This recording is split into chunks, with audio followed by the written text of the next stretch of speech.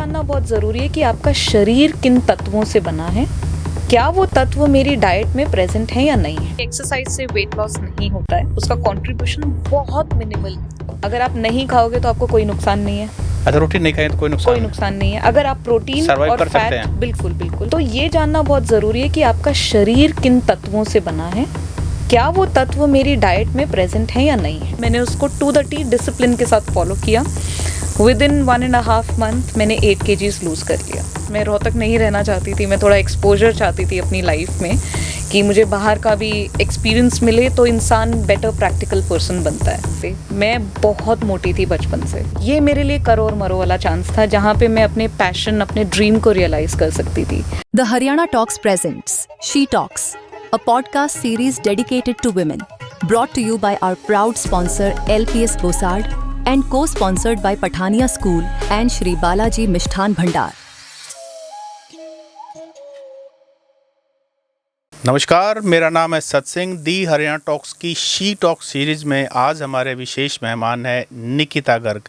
आप एंटरप्रेन्योर हैं, celebrity nutrition coach हैं, मुंबई बेस्ड हैं। वैसे है हरियाणा की बेटी, लेकिन पूरी दुनिया में अपना नाम बना रही है और इनके बारे में हमें बहुत कुछ पता लगा है और हम आज आपसे मिलवाने के लिए इनको हमने अपने पॉडकास्ट स्टूडियो में बुलाया ताकि इनकी जो एक्सपर्टीज़ है उसका बेनिफिट आपको भी मिल सके। निकिता जी, आपका हमारे पॉडकास्ट स्टूडियो में बहुत बहुत स्वागत है। Thank you. कैसे हैं आप? बस बहुत अच्छे, आप सुनाएं। तो मुंबई वाई मुंबई? मुंबई मेरा बचपन से जाने का सपना था। मैं जाना चाहती थी हमेशा बॉम्बे।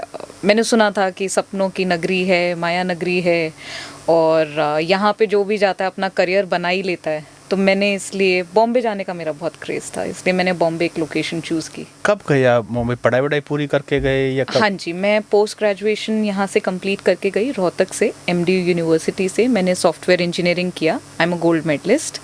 और उसके बाद फिर मैंने बॉम्बे जाने का डिसाइड किया क्योंकि मुझे फ़िटनेस के अंदर काफ़ी इंटरेस्ट आ चुका था और वहाँ पे जाके मैंने कोर्सेज़ किए एंड फाइनली बस मुझे पता नहीं था कि एग्जैक्टली मुझे उस टाइम पे क्या करना है, लेकिन अंदर से एक कॉलिंग आई कि मुझे वेलनेस सेक्टर में जाना है। तो मैं अपनी यहाँ से पूरी पढ़ाई पोस्ट ग्रेजुएशन करके बॉम्बे पहुँच गई।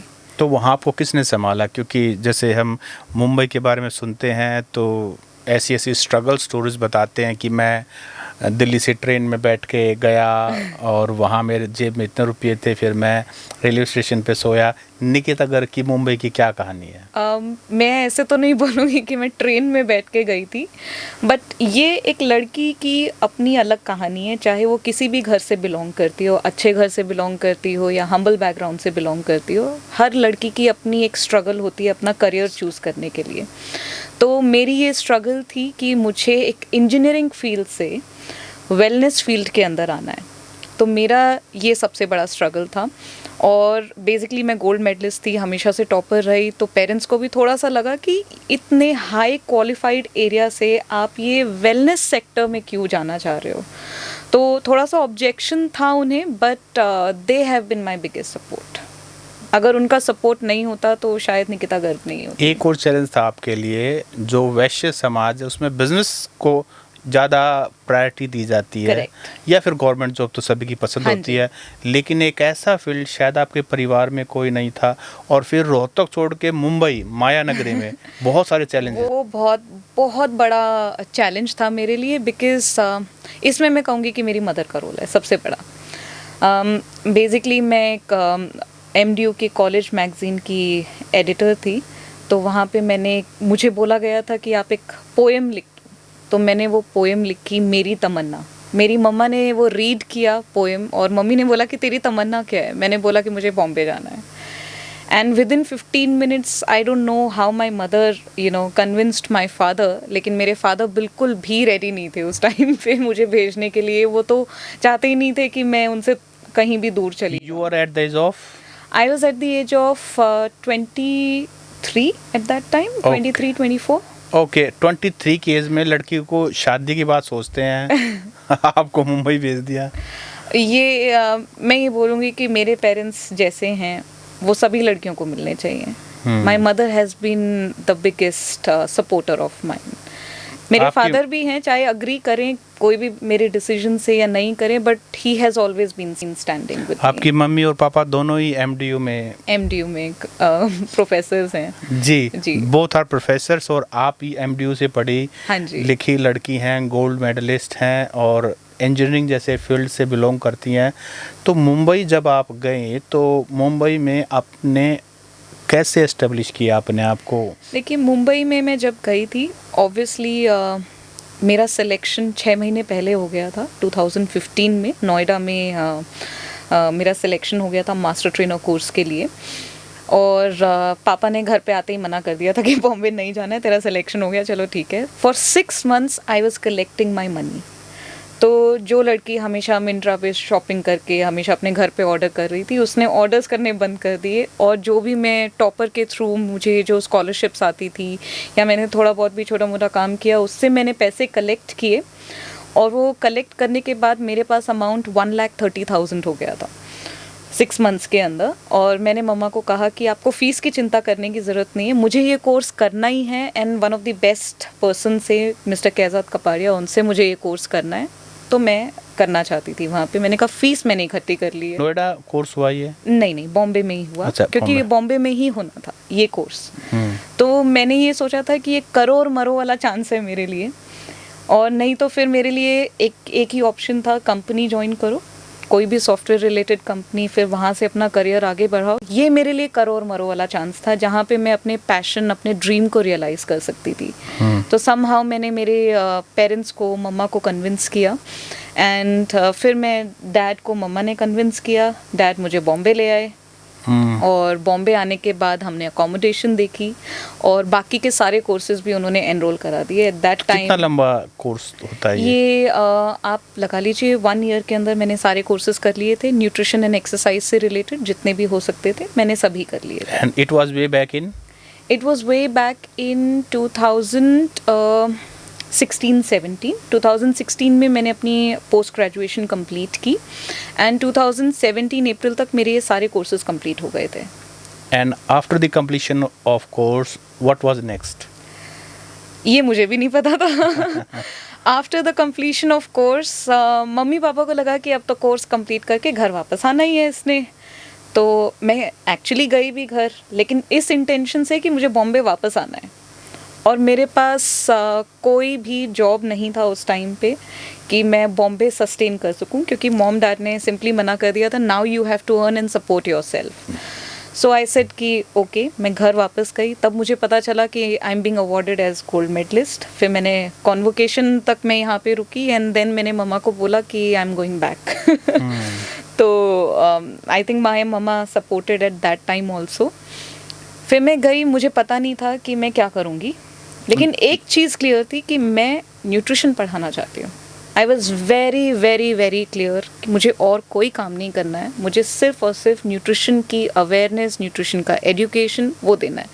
तो फिटनेस फील्ड के अंदर भी मुझे मेरा पैशन समझ में आ गया. आपकी भी कोई पर्सनल जर्नी है कि, क्योंकि जब आप फिटनेस कह रहे हैं तो आपकी कोई पर्सनल स्टोरी है, कोई पर्सनल स्टोरी के बिना आप फील्ड चेंज ही नहीं कर सकते. मैं बहुत मोटी थी बचपन से.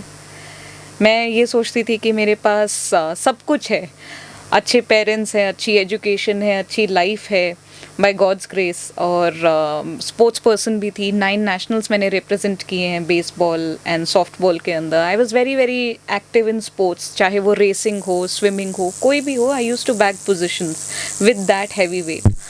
लेकिन हुआ क्या कि मेरा वेट जो है वो एक एज होती है हमारी, प्यूबर्टल एज, उसके बाद बढ़ता ही गया, कम ही नहीं हो रहा था.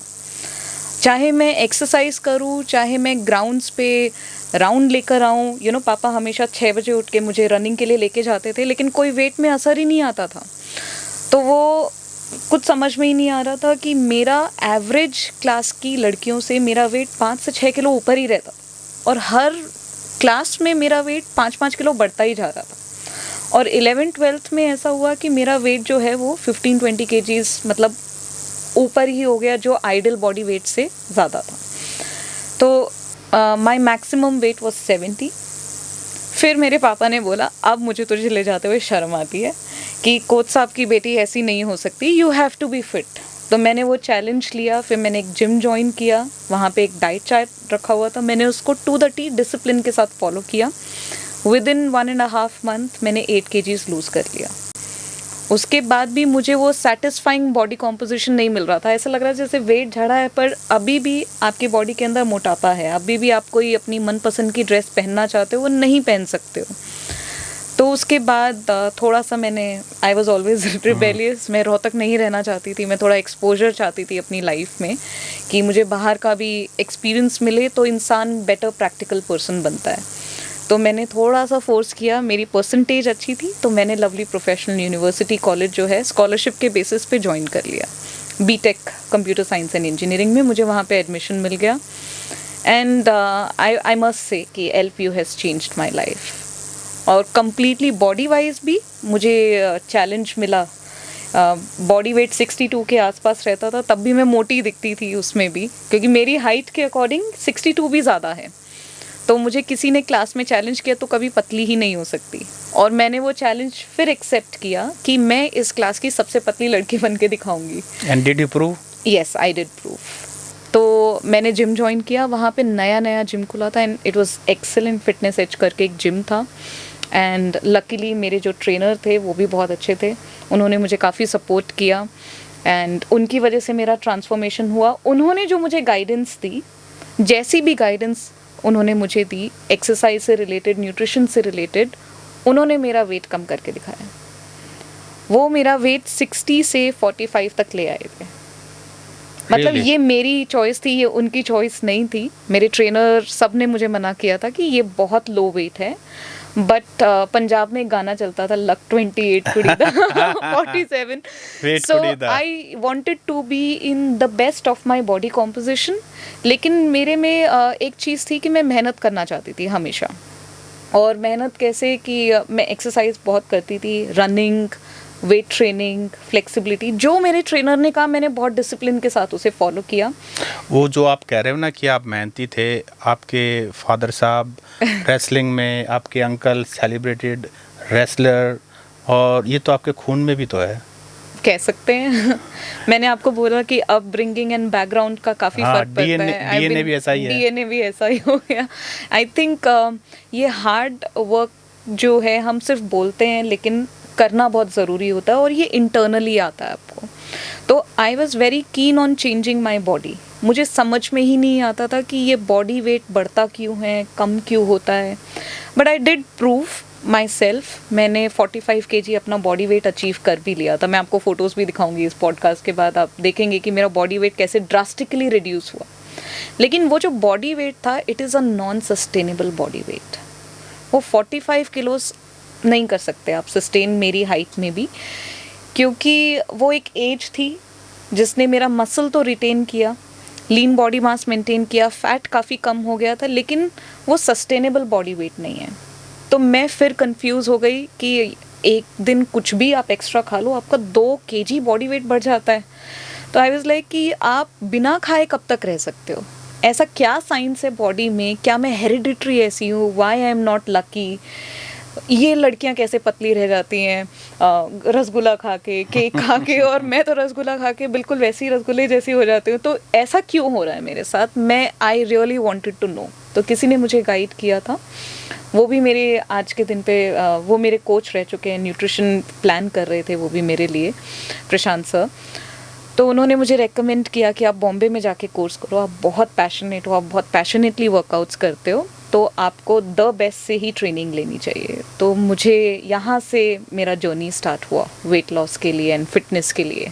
तो मुंबई जाने के बाद आपने कोर्स किया, उसके बाद आप वापस घर आए, घर आने के बाद आपने पेरेंट्स को दोबारा कन्विंस किया, और पेरेंट्स का ये कंसर्न जरूर रहा होगा कि ठीक है, if you really want to go जाइए, लेकिन वहाँ सस्टेन पेरेंट्स की पैसे पे करेंगे तो this is not a wise idea. This is not a wise idea. तो ये मेरे अंदर एक चीज़ और थी कि मैं हमेशा से बहुत कमाना चाहती थी, इंडिपेंडेंट वुमेन, कि मुझे ये पता चल गया था कि अपना पैसा अपनी ताकत होती है। तो I was always ambitious about it, और आई थिंक ये गलत भी नहीं है, पैसा कमाना, एम्बिशन रखना गलत भी नहीं है, और मैं कोई छोटा नहीं सोचती थी। आई एम बीइंग वेरी क्लियर, मैं हमेशा ज़्यादा पैसे कमाने के लिए ही सोचती थी। ऐसा नहीं था कि मेरे घर में कोई कमी थी, बट ये मेरा खुद का विजन था मेरे लिए कि मैं खुद से अपना घर खरीदूँ, खुद से अपनी गाड़ी खरीदूँ, खुद से अपना एक वेंचर बनाऊँ, खुद से अपनी एक बहुत बड़ी कंपनी बनाऊँ। ये मेरे माइंड में हमेशा से था, बचपन से ही था। मेरे लिए मोटिवेशन अंबानी जी थे हमेशा से। And how long have you been business now? I would say कि 2021 में मैं जॉब में थी।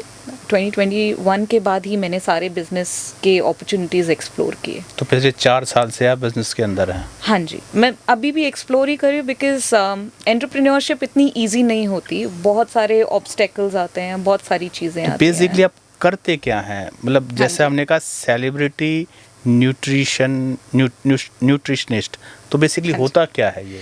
बेसिकली वैसे ये वर्ड लोगों ने दिया कि जब भी आप कोई पब्लिक फिगर से मिलते हैं, आप उनको कंसल्ट करते हैं, तो आपको एक टैग लाइन दे दिया जाता है celebrity nutritionist. But I would say कि मैं एक न्यूट्रिशन कोच हूँ सबके लिए। आप अपने आप को सेलिब्रिटी मानो वो बात अलग रहती है, but this is not the case. I am a teacher and मैं न्यूट्रिशन पढ़ाना काफ़ी पसंद करती हूँ। पढ़ाना मेरा एक पैशन है, शायद ये खून में भी है हमारे, क्योंकि मेरे पेरेंट्स दोनों प्रोफेसर हैं। मुझे ये सब्जेक्ट पढ़ाना बहुत पसंद है। सो मैं पढ़ाती भी हूँ न्यूट्रिशन को लेकर। I consult also people for nutrition, transformations भी होते हैं, एंड उसके साथ साथ मैं एंजल इन्वेस्टिंग भी करती हूँ कंपनीज़ के अंदर। तो मैं ये मानती हूँ कि सेल्स और फाइनेंस किसी भी देश का, किसी भी कंपनी का बैकबोन होता है। Revenue generation is very very important. आप किसी भी फील्ड में हो, चाहे आप सैलरी लेते हो या कुछ भी करते हो, आपके लिए सेल्स और वेल्थ बनाना बहुत ज़रूरी है। आपने वेट मैनेजमेंट की बात की, आपने खुद की पर्सनल स्टोरी भी शेयर की जो बहुत ही ट्रांसफॉर्मेटिव और बहुत ही इंस्पायरिंग है। लेकिन ये बताइए कि अगर व्यक्ति थोड़ा खाए, वेट कम करे तो सस्टेन नहीं हो पाता। करेक्ट। तो इसको वो बैलेंस कैसे करे? या डाइट बदलने की ज़रूरत है, मेहनत ज़्यादा करने की ज़रूरत है? मतलब आखिरकार देखिए, अगर आपको बॉडी वेट चेंज करना है तो सबसे पहले आपको अपनी बॉडी के बारे में एजुकेशन लेना बहुत ज़रूरी है कि अगर मैंने एक ग्लास मौसमी का जूस पिया तो मेरी बॉडी के अंदर ये जाके क्या करने वाला है, खून में मिलके ये कौन से ऑर्गन में जाके मेरी बॉडी में क्या क्या चेंजेस लेकर आने वाला है। तो सबसे पहले लोगों को ये समझना पड़ेगा कि वेट लॉस में आपको बॉडी के कौन से हिस्से में आपको कमी करनी है। वेट के अंदर, बॉडी के अंदर मसल्स भी होते हैं, बॉडी के अंदर ऑर्गन्स भी होते हैं, बॉडी के अंदर बोन्स भी होती है, इन सभी का वेट होता है। बॉडी के अंदर पानी भी होता है कि आपको बॉडी का पानी कम करना है, क्या आपको बॉडी के ऑर्गन्स कम करके वेट कम करना है, या बोन्स निकाल के आपको वेट कम करना है, या मसल का साइज़ कम करके आपको वेट कम करना है, ये आपको डिसाइड करना पड़ेगा। बॉडी के अंदर एक चीज़ होती है फैट, जो कि बहुत ज़रूरी होता है ह्यूमन बॉडी के लिए, लेकिन वो जब हद से ज़्यादा बढ़ जाए तो ह्यूमन बॉडी के अंदर प्रॉब्लम्स आती हैं, जैसे चलने में प्रॉब्लम आती है, या हम बोल सकते हैं मेटाबॉलिक डिसऑर्डर स्टार्ट होने लग जाते हैं, आपकी अपीयरेंस, फिजिकल अपीयरेंस भी ख़राब होने लग जाती है। एंड आई थिंक जब फिजिकल अपीयरेंस ख़राब होती है, इंसान कॉन्फिडेंस भी महसूस नहीं कर पाता। एक अच्छी बॉडी में रहना, वो ऐसा लगता है जैसे आप किसी बिजनेस क्लास से ट्रैवल कर रहे हो, वो बिल्कुल वैसी ही फीलिंग देता है आपको, और आप खुद भी गंदा खाना पसंद नहीं करते हो। तो बेसिकली जब हम वेट लॉस की बात करते हैं, coming back to your question, हम वेट लॉस की बात करते हैं तो हम फैट लॉस की बात करते हैं जी। आपके शरीर में यही एक सेल है जो बेहिसाब बढ़ सकती है और कहीं से भी बढ़ सकती है, और जो आपके लिए हार्मफुल भी है। हमें मसल्स कम नहीं करने हैं, हमें बोन्स कम नहीं करने हैं, हमें ऑर्गन्स कम नहीं करने हैं, हमने फ्लूइड भी जो है वो मेंटेन रखना है। लेकिन कोई भी आदमी 20 किलो फ्लूइड गेन नहीं करता है, लेकिन एक आदमी 50 किलो फैट गेन कर सकता है। तो हमें बॉडी के अंदर फैट की मात्रा कम रखनी है, और अगर हमें वेट गेन करना है तो हमें फैट गेन नहीं करना। हमें अगर वेट गेन करना है तो हमें अपनी मसल का साइज़ बढ़ाना पड़ेगा, हमारी हड्डियां जो हैं वो स्ट्रॉन्ग होनी चाहिए, हमारा जो ऑर्गन है वो अच्छे से फंक्शन करते रहना चाहिए। तो अगर हमें वेट गेन करना है तो मैं अपना बॉडी वेट जो चेंज कर सकती हूँ वो मसल गेन करके कर सकती हूँ। तो हमें ये शब्द जो हैं वो बदलने पड़ेंगे, वेट गेन और वेट लॉस नहीं, हमें करना पड़ेगा fat loss and muscle gain. तो ये फैट हमारा लॉस टारगेट होना बहुत ही स्टबर्न होता है। वो हम बना देते हैं अपनी जिद से।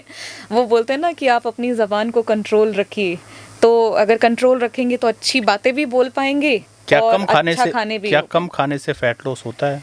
कम ज़्यादा की बात नहीं है, आप अपनी हंगर के हिसाब से खाना खाते हैं, भूख के हिसाब से, शरीर की रिक्वायरमेंट के हिसाब से आप खाना खाते हैं। ये इसमें कम ज़्यादा ये आपका शरीर खुद डिसाइड करता है। बेसिकली सही खाना बहुत ज़रूरी है। सही खाना क्या होता है? जिन चीज़ों से आपका शरीर बना होता है, अगर आप वही चीज़ें अपनी डाइट में डालेंगे तो ही आपका ह्यूमन बॉडी बन सकता है। मैं एक छोटा सा एग्जांपल देती हूँ कि अगर आपको हड्डियाँ बनानी है तो आपको प्रोटीन और कैल्शियम चाहिए, ठीक है?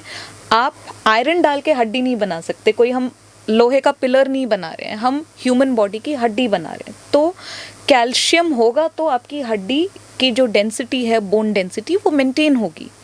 सो सिमिलरली अगर मैं ह्यूमन बॉडी के ब्रेकअप को देखूं फ्रॉम टॉप टू बॉटम, दांत से लेकर, आँखों से लेकर, स्किन से लेकर, आपको ये जानना ज़रूरी है कि ये सारी चीज़ें बनती किससे हैं। सपोज़ आपको ये भी जानना ज़रूरी है कि आपका बाल किस चीज़ से बनता है। तो अगर आपकी डाइट के अंदर ये जो सब्सटेंसेस हैं, ये जो पदार्थ हैं, ये जो न्यूट्रिएंट्स हैं, ये कम रहेंगे तो आपकी बॉडी की फंक्शनैलिटी कॉम्प्रोमाइज़ होने ही वाली है। तो ये जानना बहुत ज़रूरी है कि आपका शरीर किन तत्वों से बना है, क्या वो तत्व मेरी डाइट में प्रेजेंट है या नहीं है, न्यूट्रिएंट्स मेरी डाइट में प्रेजेंट है या नहीं। तो बेसिकली आपको ये जानना ज़रूरी है। क्या खाएं क्या ना खाएं, आम आदमी के लिए बताएं। आम आदमी को प्रोटीन खाना चाहिए प्रोटीन, सबसे पहले। एग, उसके सोर्सेज की बात हम बाद में करते हैं, लेकिन न्यूट्रिएंट का अगर हम नाम लेंगे, घी में प्रोटीन को पका के आपको लेना चाहिए, और कार्बोहाइड्रेट यानी कि सीरियल्स या ग्रेन्स की मात्रा आपको कम करनी चाहिए। रोटी कितनी खानी चाहिए? रोटी आपके शरीर के हिसाब से। अब ये तो बड़ा वैसा क्वेश्चन हो गया कि आपका नहीं, शरीर कितना टॉलरेट कर नहीं, सकता है। आम आदमी यही सोचने वाला कि भाई रोटी खाऊं या ना खाऊं, या कम खाऊं या ज़्यादा देखो, खाऊं। अगर आप नहीं खाओगे तो आपको कोई नुकसान नहीं है। अच्छा, रोटी नहीं खाएं तो कोई नुकसान कोई नुकसान नहीं है। अगर आप प्रोटीन Survive और कर सकते फैट, हैं? बिल्कुल बिल्कुल, मैं 7-8 साल से बिल्कुल अवॉइड कर रही हूँ। आप रोटी नहीं खाते? 2016 से नहीं, मैं रोटी नहीं खाती। रोटी के लिए तो रोटी भागा दौड़ है चावल भी सारी। रोटी के लिए भागा नहीं, दौड़ है आपने। रोटी गेहूं की नहीं खाती मैं, लेकिन पनीर से बना के जरूर खा लेती हूँ। तो आटा किस चीज़ का होता है? आटा नहीं होता उसके अंदर अगर सिर्फ पनीर थोड़ा ही सी बाइंडिंग के लिए हम चने का आटा जस्ट इतना सा बाइंडिंग के लिए डाल देते हैं, लेकिन मेन चीज़ वो पनीर से ही बनता है। तो आपको रोटी खानी है, आपको टेस्ट वो चाहिए। आप टेस्ट की बात करो, आपको शक्ल ऐसी दिखनी चाहिए, वो आप प्रोटीन से भी अचीव कर सकते हो। बहुत सारी चीज़ें जो बनती हैं, जो हम एक्सप्लोर करेंगे तो आपको मिल जाएगा। But it should be affordable also ना। पनीर की रोटी कितने की पड़ेगी और आई आटे की? Don't think so. जो हॉस्पिटल का बिल है वो ज़्यादा एक्सपेंसिव है। हमारे तो दूसरी वो आपकी पूरी एफडी सब कुछ निकाल के ले जाएगा, और सफरिंग करेगा वो और अलग। सफरिंग करेगा अलग, और आप ठीक भी नहीं होके आते। हॉस्पिटल से आदमी ठीक नहीं होके आता, परहेज लेकर आता है। तो ये आपकी चॉइस है, इसमें कोई फोर्स नहीं है। ये साइंस है, साइंस को प्रूव किया जा सकता है। साइंस हमेशा लॉजिक्स पे चलती है, फैक्ट्स पे चलती है, फिगर्स पे चलती है। साइंस का मतलब ही यही है। तो अगर बात करेंगे, आपके शरीर में 1% से ज़्यादा कार्बोहाइड्रेट है ही नहीं, लेकिन हमारी डाइट में 100% है। सो आपको ये डिसाइड करना है कि मुझे कैसे जीना है। मुझे ख़राब बॉडी के साथ जीना है, मुझे अच्छी बॉडी के साथ जीना है। देखो, उम्र भगवान तय करते हैं, हम नहीं तय कर सकते। बहुत सारे ऐसे लोग हैं जो कोमा में भी रहते हैं, बहुत सारे ऐसे लोग हैं जो काफ़ी समय तक बीमार रहते हैं, लेकिन उनकी उम्र लंबी है। और कुछ लोग होते हैं जो फिट होते हैं, जो 50 की एज में भी चले जाते हैं। फिर हम सोचते हैं कि इन्होंने तो सब कुछ किया, फिर ये कैसे चले गए।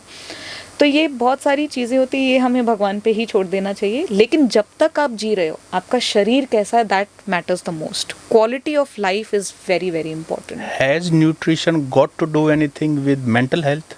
एब्सोल्युटली। मेंटल हेल्थ देखो बहुत सारी चीज़ों पर डिपेंड करता है।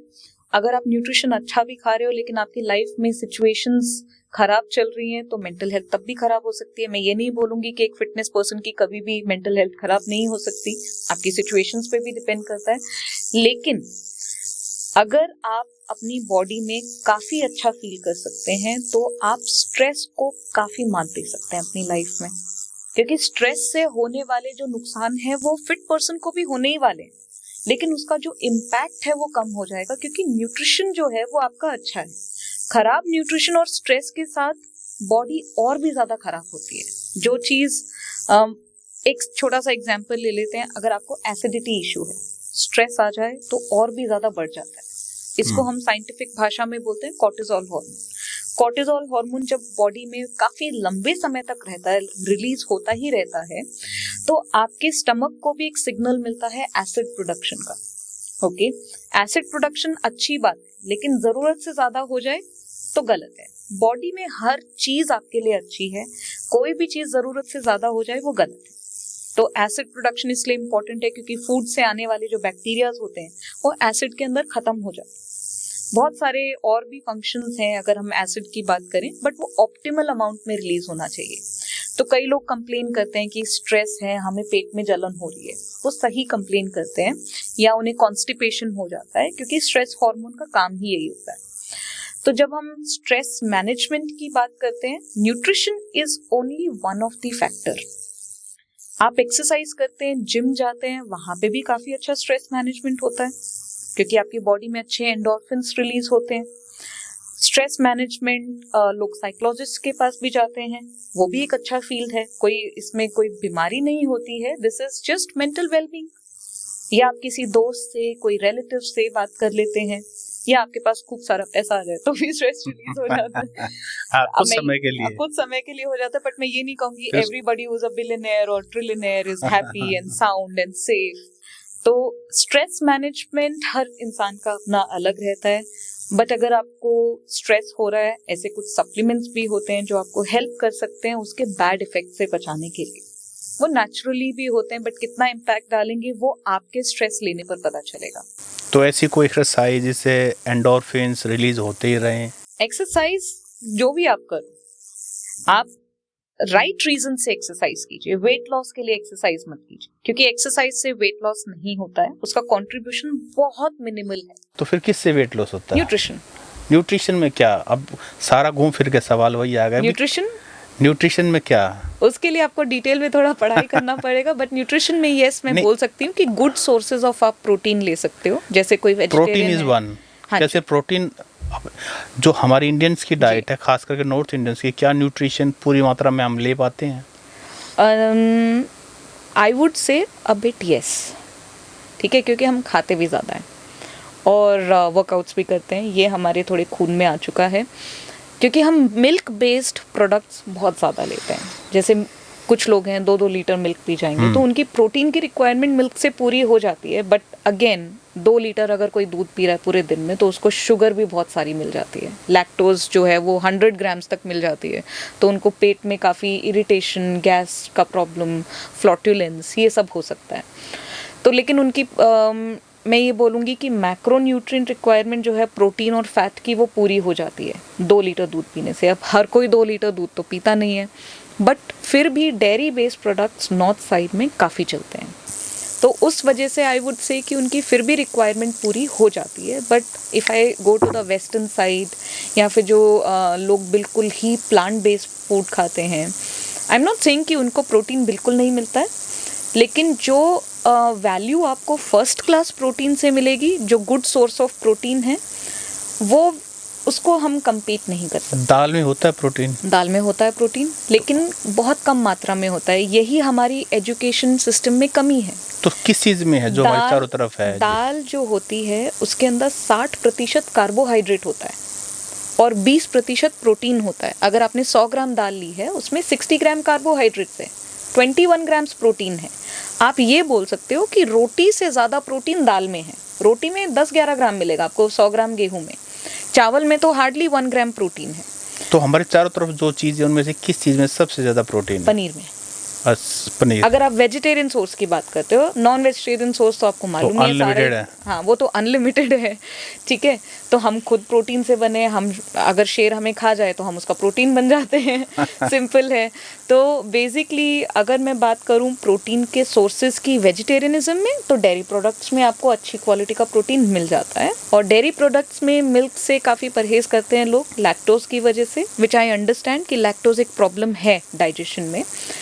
तो पनीर जो एक प्रोडक्ट है, वो उसमें आपको ऑप्टिमल अमाउंट्स में प्रोटीन मिलता है, साथ में आपको फैट भी अच्छी मात्रा में मिलता है, विटामिन्स भी मिल जाते हैं पनीर के अंदर, एंड आपको कार्बोहाइड्रेट जो है, लैक्टोज की मात्रा काफ़ी कम रहती है। आप वेलनेस कोच भी हैं, हाँ ये जी। वेलनेस कोचिंग क्या होती है? वेलनेस इसमें सिर्फ न्यूट्रिशन नहीं होता है, एक्सरसाइज भी होती है, या मार्केट में ऐसी कोई नई चीज़ें आई हैं, जैसे फॉर एग्जांपल आजकल ऑक्सीजन चैम्बर्स चल रहे हैं, हाइड्रोजन गैस थेरेपी चल रहा है, मॉलिक्यूलर हाइड्रोजन गैस थेरेपी। तो ये सारी चीज़ें जो आती हैं उसके बारे में हम काफ़ी स्टडी करते हैं। फॉर एग्जांपल आजकल काफ़ी चल रहा है ओजेम्पिक, वेट लॉस के लिए। क्या है ये? ये पेप्टाइड्स हैं जो आपको वेट लॉस करने में मदद करते हैं, ठीक है। इसका मैकेनिज्म तो थोड़ा सा समझाने में टाइम लगेगा, बट ओजेम्पिक है और सम एंटी ओबेसिटी पेप्टाइड्स जो मार्केट में आजकल काफ़ी आ रहे हैं। बेसिकली क्या है कि एक न्यूट्रिशनिस्ट आपका ओजेम्पिक बन जाता है, वो आपको कंट्रोल करता है, ये खाना है नहीं खाना है। लेकिन जब आप ओजेम्पिक आप लेते हैं तो वो अंदर से आपके हॉर्मोन्स को, आपके रिसेप्टर्स को कंट्रोल करता है, आपकी हंगर पैंग्स को कंट्रोल करता है बेसिकली। तो उससे भी क्या होगा कि आप अगर आप कम खाएंगे तो ऑब्वियसली फैट कम बनेगा आपकी बॉडी में, और आप फैट गेन कम करोगे, तो उससे लोगों को लगता है कि शायद हमारा फैट लॉस हो रहा है। अगर हम डाइट को बैलेंस कर दें हाँ जी। तो आपको लगता है कि fat loss, weight management is possible? 200%। अगर आप डिसिप्लिन के साथ फॉलो करेंगे। देखो, मैंने जब अपना ट्रांसफॉर्मेशन स्टार्ट किया था, मैंने किसी डाइटिशियन को कंसल्ट नहीं किया था। जिम में एक जो कॉमन डाइट चार्ट लगा था, मैंने वो फॉलो किया। और जब मैंने सेकंड ट्रांसफॉर्मेशन फेज़ में आई, जहाँ पर मैंने 60 kg वेट से 45 kg तक लेकर आई, तब भी मैंने एक डिसिप्लिन फॉलो किया था। Discipline is very for how long? For 1 year। अच्छा, किसी को भी अगर ट्रांसफॉर्मेशन कंप्लीट करना है, वेट मैनेजमेंट करना है, 1 साल तो चाहिए। 1 साल चाहिए, और डिपेंड करता है कि आपका बॉडी वेट कितना है। अगर कोई 150 kg है या 180 kg, उनको 2-2.5 साल लगेंगे। अगर किसी को बहुत ज़्यादा मेटाबॉलिक डिसऑर्डर्स हैं, फॉर एग्जांपल डायबिटीज़ है या थायराइड है या PCOS है, उनको थोड़ा और ज़्यादा टाइम लग सकता है। बट ये हमें सोचना है कि this is something not start and stop activity. ये आपका लाइफस्टाइल हो जाना चाहिए। जब तक आप इसको लाइफस्टाइल में इंक्लूड नहीं करेंगे, जैसे यूरोपियन कंट्रीज़ में काफ़ी होता है कि उन्होंने डिसाइड कर रखा है कि हम लोग 80 यूरोज़ पर मंथ खर्च करेंगे अपनी हेल्थ एंड फिटनेस के ऊपर। तो अगर हम इसको लाइफस्टाइल नहीं बनाएंगे, ये बाउंस बैक करेगा। 80 यूरोज पर मंथ, जिसमें जिम का फीस या न्यूट्रिशनिस्ट का फीस, जैसा भी उनको सर्विसेज मिलते हैं, या फिर वो अपने एडवाइजरी रखते हैं, हेल्थ एडवाइजरी। तो 80 यूरोज के आसपास on an average they spend. वहाँ पे उन्होंने, ये उनके रूटीन में है, जैसे ब्रश करते हैं वैसे ही। मैं ये नहीं कह रही कि आपका US के अंदर ओबेसिटी कम है, बट जो लोग फॉलो करते हैं वो बहुत अच्छे से फॉलो करते हैं। सो ये यूरोप में मैंने थोड़ा सा कल्चर देखा है। So what I would say कि आपका ये लाइफस्टाइल होना चाहिए। अगर आप इसको स्टार्ट एंड स्टॉप एक्टिविटी बनाएंगे तो वो बाउंस बैक ज़रूर करेगा। आप किसी भी दुनिया के किसी भी डाइटिशियन के पास चले जाएं, किसी के पास भी, आप गूगल से भी आप डाइट प्लान डाउनलोड करेंगे, वो भी वर्क करेगा आपके लिए कुछ महीने। लेकिन अगर आप स्टार्ट एंड स्टॉप रखेंगे तो फिर आप फ्रस्ट्रेट होंगे। जैसे नया साल शुरू होता है तो बहुत सारे लोग अपना रेजोल्यूशन बनाते हैं कि इस बार तो मैं आने वाले साल में मैं जीवन बदल दूंगा, ट्रांसफॉर्मेशन कर लूँगा, और वो जिम की फीस भी जाके पे करते हैं, अपना ध्यान भी रखते हैं। लेकिन शायद 13, 14, 15 जनवरी तक सब कुछ धीरे धीरे वो जोश जो है वो कम हो जाता है। जब हमें मोटिवेशन चाहिए बीच में अपने आप को पुश करने के लिए क्या करें? की ज़रूरत है। मुझे लगता है कि सबके पास एक अच्छा कोच होना बहुत ज़रूरी है। लोगों को वहाँ स्पेंड करना चाहिए। आपके पास एक अच्छा कोच होगा, वो आपको जिम तक लेकर ही आएंगे, क्योंकि वो कोच जब आपकी बॉडी में चेंजेस लेकर आते हैं, वो आपकी ट्रेनिंग का ध्यान रखते हैं, वो आपके न्यूट्रिशन का ध्यान रखते हैं, तो आप में ऑटोमेटिकली एक मोटिवेशन आ जाता है। एंड आई थिंक जो लोग वर्कआउट्स करते हैं वो ऑलरेडी मोटिवेट होके ही जाते हैं। तो आपके पास एक अच्छा कोच होना बहुत ज़रूरी है। हम लोग इस चीज़ को बहुत लाइटली लेते हैं, अरे क्यों कोच पे खर्च करना है, क्यों 3-4 हज़ार रुपये या 6-7 हज़ार रुपये हमने ट्रेनर को दे दिया, हम खुद ही सीख के कर लेते हैं। वो नहीं होता है। एक कोच का काम मोटिवेशन का भी होता है, बिल्कुल होता है। तो वो कोच पर डिपेंड करता है। अगर आपका कोच अच्छा है, आप छोड़ोगे नहीं वर्कआउट्स किसी भी हाल में। वेस्टर्न कंट्रीज़ में जैसे आपने एग्जांपल दिया कि 80 यूरो, इंडिया में कितना आपको लगता है कि ऑन एन एवरेज इतना तो सबको अपनी हेल्थ पे हर मंथ खर्च करना है? इसमें क्या क्या इंक्लूड हो जाएगा? इसमें आपका जिम का फीस इंक्लूड होता है, डाइट फूड अगर आप डिसिप्लिन के साथ फॉलो करेंगे तो 4,000 में भी आपकी डाइट की रिक्वायरमेंट कंप्लीट हो सकती है। बट मैं ये नहीं कहूँगी कि सबके लिए एप्लीकेबल होगा, ये थोड़ा सा एक्सटेंड भी हो सकता है, 6-7 हज़ार 8,000 भी हो सकता है, बट आई वुड से ऑन एन एवरेज 4-5,000 तो चलेगा। ट्रेनर की फ़ीस भी अगर आपको मिलते हैं ऐसे ट्रेनर्स जिम के अंदर जो पैकेज आप लेते हैं, 4-5,000 से अगर हम इन्फ्लेशन की बात करें अभी और खर्चे महंगाई की बात करें तो 8,000 तक भी जा सकता है। I think everybody should earn for their body. अगर बात करें वापस दोबारा मुंबई चलें तो मुंबई में आप किन लोगों को कोचिंग देते हैं? Who are Mumbai they? में बेसिकली कोई भी उम्र के लोग होते हैं, चाहे वो या किसी भी फील्ड से होते हैं, डॉक्टर्स भी होते हैं, स्पोर्ट्स पर्सन्स भी होते हैं, आम आदमी भी होते हैं, इंडस्ट्रियलिस्ट भी होते हैं, बिजनेसमैन भी होते हैं। तो मैंने अभी इन्हीं सब पोर्टफोलियोज़ में काम किया है, सबके साथ काम किया है। एंड थोड़ा सा कॉन्फिडेंशियलिटी क्लॉज हम रखते हैं क्योंकि हम किसी के रिजल्ट्स इस तरीके से बिना परमिशन के हम पोस्ट नहीं करते हैं। हाँ, बिना नाम बताए कोई ट्रांसफॉर्मेटिव जर्नी किसी की जब वो आपके पास हाँ जी। आए इसके लिए तब उनका ये स्टेज था, उसके बाद इतना उनका शायद मैं नाम भी ले सकती हूँ, पर अब अभी मैंने परमिशन नहीं लिया है। बट मैं जिस घर में रहती थी, जहाँ बॉम्बे में रेंट में, तो वहाँ की जो लैंड लेडी थी मैंने उनको कंसल्ट किया था and she has been very very hard working. देखो, क्लाइंट के हार्ड वर्क और डिसिप्लिन के बिना हर ट्रेनर और न्यूट्रिशनिस्ट फेल हैं। तो वो मेरे पास आई थी, उनका बॉडी वेट अराउंड 85-87 के आसपास था और उनको आप जो इश्यूज़ बोल सकते हैं सब थे। थायराइड था उनको और भी काफ़ी सारे मेटाबॉलिक डिसऑर्डर्स आप बोल सकते हैं कि डायबिटीज़ या फाइब्रॉइड, सारे टाइप के इश्यूज़ थे। बट उनकी डेडिकेशन पे मैं ज़्यादा बोलूँगी क्योंकि डाइट तो हमें पता ही थी कि हमें उनको देना क्या है, मोटिवेशन फैक्टर भी रखना है। लेकिन उन्होंने 2 साल बहुत मेहनत की, उन्होंने मेरे से एक भी दाना पूछे बिना नहीं खाया। ट्रांसफॉर्मेशन जर्नी उनकी बहुत सुपर्ब। उन्होंने 87 से अपना बॉडी वेट 60 लेकर आई और 60 से भी आज वो मोटिवेटेड हैं कि मैं 60 से भी थोड़ा और कम कर लूँ अपनी हाइट के अकॉर्डिंग। और वो एक्सरसाइज भी बहुत अच्छा करती हैं। ये अपना फंक्शनल ट्रेनिंग 60 की एज में, I am talking about a woman who is 60+ and who has done a phenomenal job. तो वो मेरी पहली क्लाइंट थी, तो उन्होंने काफ़ी ज़्यादा अच्छा रिजल्ट मुझे दिया। एक्सरसाइज की बात करें तो कौन सी एक्सरसाइज करनी चाहिए? Aerobic, anaerobic? ऑल। देखिए, हर एक्सरसाइज का अपना एक महत्व है, अपनी एक रिस्पॉन्सिबिलिटी है। अगर मैं रनिंग की बात करती हूँ, which is cardio for example, cardio आपके सर्कुलेशन सिस्टम को ठीक रखता है, आपके हार्ट को ठीक रखता है। आपके हार्ट को कोई ठीक नहीं रख सकता, आपका कार्डियो ठीक रखेगा आपके दिल का हाल। सो बेसिकली अगर जितना अच्छा ब्लड फ्लो होगा उतने अच्छे न्यूट्रिएंट्स की आपकी सप्लाई होगी, उतना ही आपका ऑर्गन जो है वो अच्छे से फंक्शन करेगा। तो कार्डियो की अपनी अहमियत है, वो एंड्योरेंस के लिए है, वो स्टेमिना के लिए है। जहाँ पर हम बात करते हैं वेट ट्रेनिंग की, वो आपकी मसल स्ट्रेंथ के लिए बहुत इंपॉर्टेंट है। मस्कुलर स्ट्रेंथ क्यों इम्पॉर्टेंट है? हम आदमी नहीं दिखेंगे, लड़कियों का एक क्वेश्चन होता है हम आदमी जैसे दिखने लग जाएंगे। नो, हड्डी के ऊपर मसल अटैच होती है, जैसे धागा, कठपुतली अगर आप देखोगे बिना धागे के नहीं चल सकती है, तो ऐसे ही वो धागा हमारी हड्डियों के ऊपर अटैच होता है। अगर हम देखेंगे स्केलेटन अपने आप नहीं चल सकता है, लेकिन उसको चलाने वाला कौन है? मसल। तो अगर वो धागा कमज़ोर है आपका चलना फिरना, उठना बैठना, आपका पोस्चर कुछ भी मेंटेन नहीं हो सकता है। तो मसल में स्ट्रेंथ बहुत होनी चाहिए। जहाँ पर एज रिलेटेड प्रॉब्लम्स होने लग जाती हैं या एज में आपको चलना मुश्किल हो जाता है, वहाँ पे एक्सरसाइज और इम्पॉर्टेंट हो जाती है, वेट ट्रेनिंग और इम्पॉर्टेंट हो जाती है।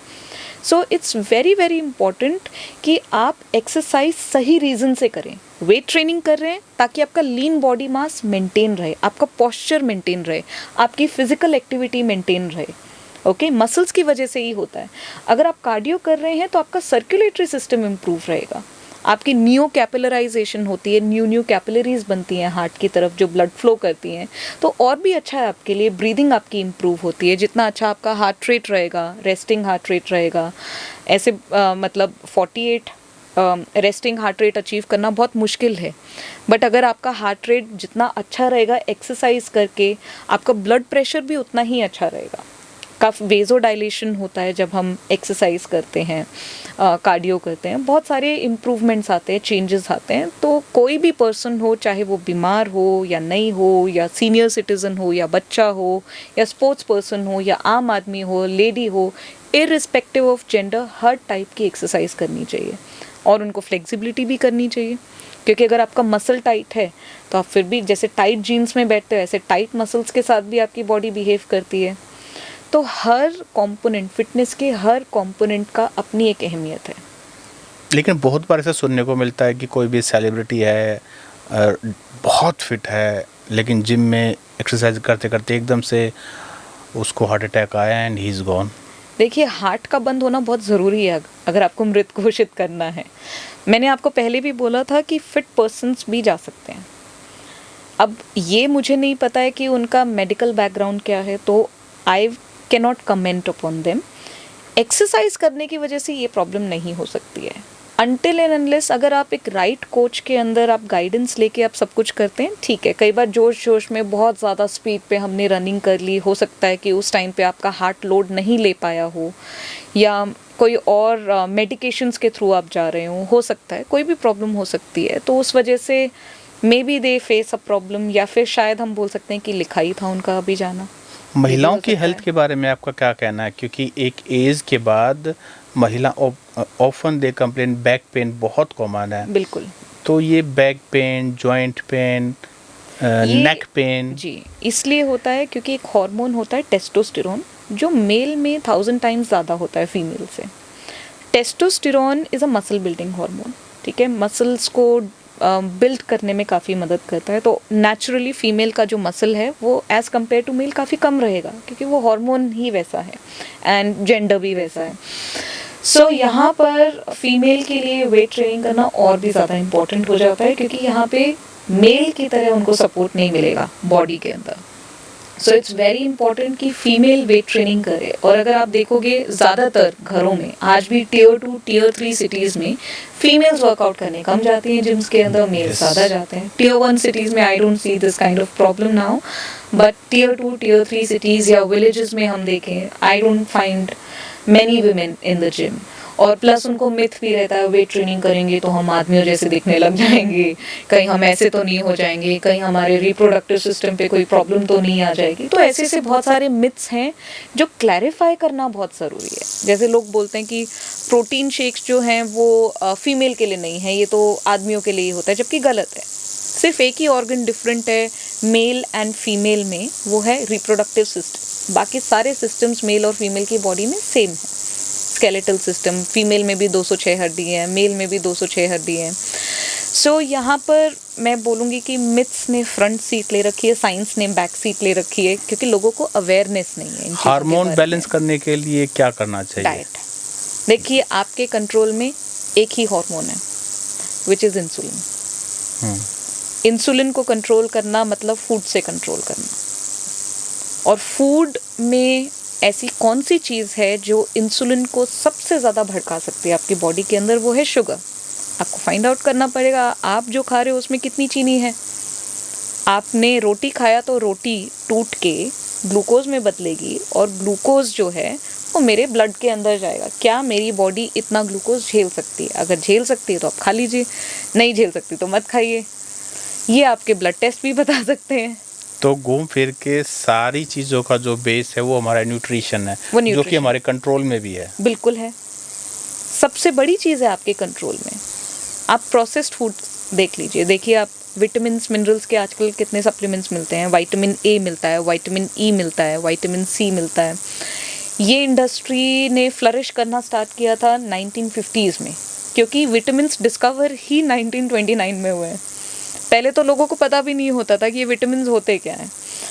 तो आप थोड़ा सा अगर प्रोसेस्ड फूड को समझेंगे तो उन्होंने क्या किया है, मैक्रो न्यूट्रिएंट्स जैसे कार्बोहाइड्रेट, प्रोटीन, फैट, ये 3 चीज़ें हैं, और माइक्रो न्यूट्रिएंट्स ये किसी भी फूड में साथ में पैक होके आते हैं। हम एक छोटा सा एग्जांपल ले लेते हैं, हम एग ले लेते हैं। एग के अंदर जो हम योक जो फेंक देते हैं, जो नहीं फेंकना चाहिए, वो योक के अंदर प्रोटीन भी होता है, फैट भी होता है, और अच्छी मात्रा में विटामिन मिनरल भी होता है। तो जब नेचर से कोई फूड आता है वो पैकेज्ड होके आता है। लेकिन जब हम प्रोसेस करते हैं तो हम मैक्रोज और माइक्रोज को सेपरेट कर देते हैं। तो हम क्या करें, हम कार्बोहाइड्रेट खाए जा रहे हैं और साथ में हमें क्या हो रही है, विटामिन मिनरल की कमी हो रही है, तो हम सप्लीमेंट उठा के खा लेते हैं। तो हम होल फूड तो खा ही नहीं रहे हैं। और अब मैं बोलूँगी कि आजकल के लाइफस्टाइल में स्केड्यूल वैसा हो गया है सबका कि लोगों को टाइम ही नहीं मिलता है इस चीज़ के बारे में, पकाने का टाइम नहीं मिलता है, तो प्रोसेस्ड फूड, बना बनाया फूड वो ले आते हैं। तो ये भी एक बहुत बड़ा फैक्टर है। तो processed food should be avoided. Processing किस चीज़ की हुई है वो इम्पॉर्टेंट है। जैसे मैं वे प्रोटीन की बात करूँगी, वो एक प्रोसेस्ड फूड है but that's a good food. क्योंकि जो लोग मीट नहीं खा सकते, जो लोग बोलते हैं कि हमें पनीर भी पसंद नहीं है, बट प्रोटीन की रिक्वायरमेंट अगर मुझे पूरी करनी है तो वे प्रोटीन आप ले सकते हो, किसी भी एज ग्रुप के लिए हेल्दी है वो। वे प्रोटीन के डिब्बे भी आते हैं। हाँ जी, लेकिन वो आपको ऑथेंटिक लेना चाहिए। और ये कैसे पता लगे ऑथेंटिक कौन सा है? सर्टिफिकेशंस होती है बहुत सारी। मैं एक ब्रांड पे ट्रस्ट करती हूँ, ये मैं कोई एंडोर्समेंट नहीं कर सकती किसी भी ब्रांड की, बट मैं ब्रांड्स हैं जो 2-3 ब्रांड्स हैं जिन पे मैं ट्रस्ट करती हूँ क्योंकि उन्होंने सर्टिफिकेशंस लिए होते हैं। ग्रास फेड वे प्रोटीन आता है, प्लस उसका अमीनो एसिड का प्रोफाइल, अगर आपको शक है तो कोई केमिस्ट्री लैब में जाके आप उसका टेस्ट भी करवा सकते हैं कि ये ऑथेंटिक वे प्रोटीन है कि नहीं।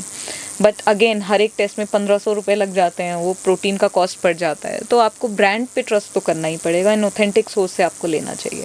अच्छा, ये भी कहा जाता है कि एक एज के बाद आपको अपना हर 2-3 महीने में वो कम से कम 6 महीने फुल बॉडी चेकअप करवाना चाहिए, ये ठीक भी है। और देखिए, आप डिपेंड करता है कि आप कितने टाइम से इस लाइफस्टाइल को फॉलो कर रहे हैं।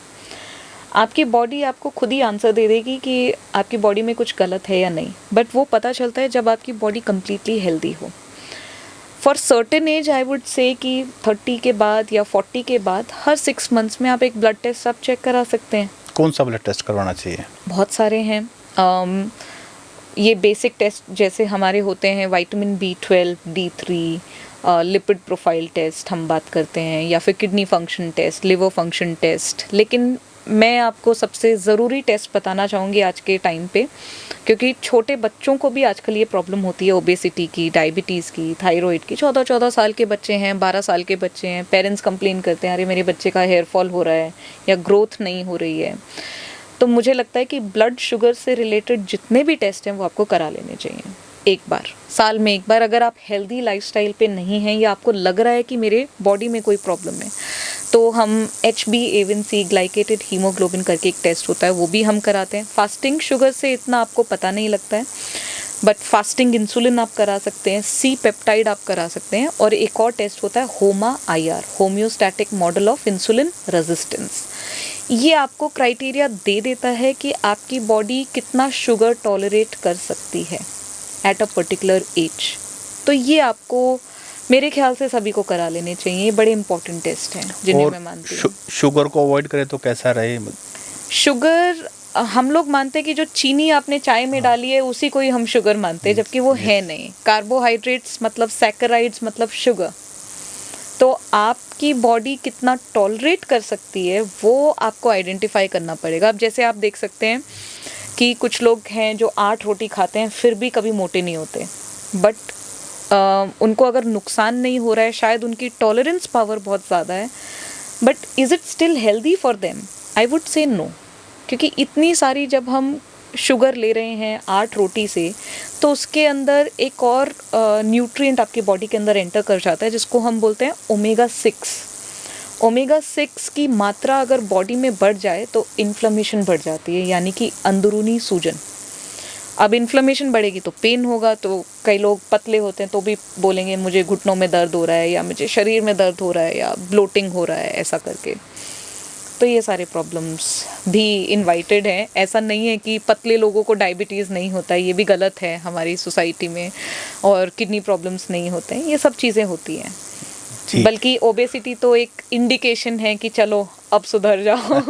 जिसको ओबेसिटी भी नहीं हो रही है तो वो तो और ज़्यादा खतरा है कि अब पता नहीं कौन सा ऑर्गन ख़राब हो सकता है इतनी शुगर खाने के बाद। जी, तो निकिता जी, आज आपसे वाकई में बहुत सारी वैल्यूएबल फीडबैक, और ऐसा लग रहा है जैसे आपसे बात करते रहें, आप हमें ऐसी वैल्यूएबल इनपुट जो हैं देते रहें, और आप जो की जो कोचिंग है उसका हम मैक्सिमम बेनिफिट इसी पॉडकास्ट में सारा का सारा ले बिल्कुल, पर बिल्कुल। समय की सीमा को देखते हुए जी।